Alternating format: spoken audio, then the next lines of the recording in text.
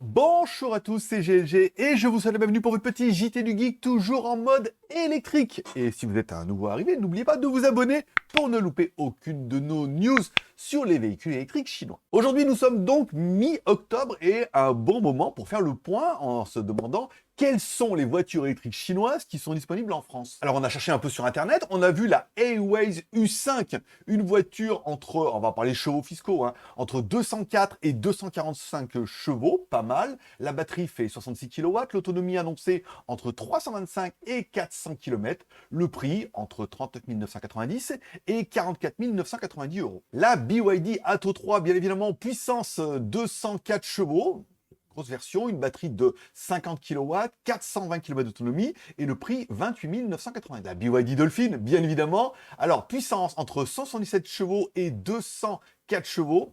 Je dirais plus 110 chevaux. Enfin bon, après, par exemple, peut-être vous avez une version pour l'Europe. La batterie 41 kW, l'autonomie 427 km et le prix 29 980. BYD Yuan.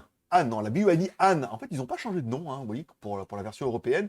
Puissance 245, 272 ou 367 chevaux, une batterie de 77 kWh, pas mal. L'autonomie entre 600 et 700 km, très bien. Et un prix entre 56 000 et 63 000 euros. La BYD Tang, oui, ils sont bien sur le site de BYD France.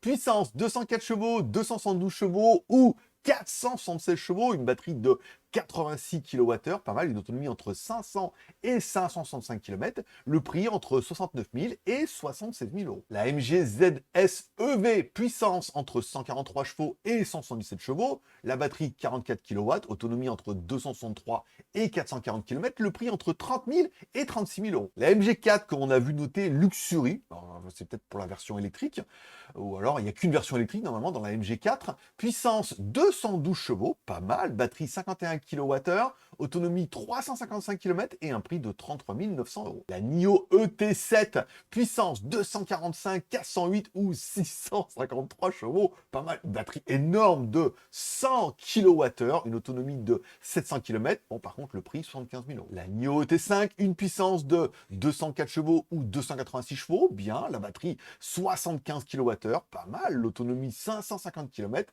bon par contre le prix aussi, 59. La Xpeng P7, puissance 295 chevaux à 435 chevaux, la batterie 80 kWh, autonomie entre 530 et 706 km, et un prix entre 42 000 et 46 000 euros. Bon tarif. Et enfin, la Xpeng G31, une puissance entre 204 et 354 chevaux, une batterie de 66 kWh, autonomie 460 km et un prix de 39 990 euros. Tous ces tarifs ne tiennent pas compte du bonus écologique. Est-ce qu'ils vont le continuer à l'appliquer pour les véhicules chinois? Est-ce qu'ils vont l'enlever? Est-ce qu'ils vont le réduire et tout? Alors malheureusement, comme ça change tous les mardis, je ne saurais pas vous dire, mais il faudra bien évidemment déduire cette petite prime. La petite question du jour. Alors pour vous, quel est le meilleur véhicule électrique chinois en termes de rapport qualité-prix? Bon, bien évidemment, si j'ai fait des erreurs de transcription ou alors si j'ai oublié des véhicules, il y en a qui sont arrivés au mois d'octobre mais que je ne savais pas encore, ou il y en a en fait qui sont pas encore arrivés, n'hésitez pas à me mettre un commentaire dans ces vidéos, comme ça me permettra d'éditer directement l'article sur jtgeek.com pour avoir un article à jour, et ensuite on mettra cet article en update au mois de novembre, et puis au mois de novembre, tout ça vers le 15 du mois. Et voilà, ça sera tout pour aujourd'hui. Vous retrouvez évidemment cet article complet sur jtgeek.com, le petit résumé sur legeek.tv, bien évidemment. Vous retrouverez également toutes ces vidéos sur JTGeek le blog. En attendant, vous pouvez mettre un like ou un dislike en dessous de ces vidéos, un commentaire pour dire quel est votre véhicule préféré et si j'en ai oublié ou s'il faut en rajouter. Moi, je vous souhaite à tous une bonne journée. On se donne rendez-vous demain pour votre prochain JT du Geek, toujours en mode, électrique.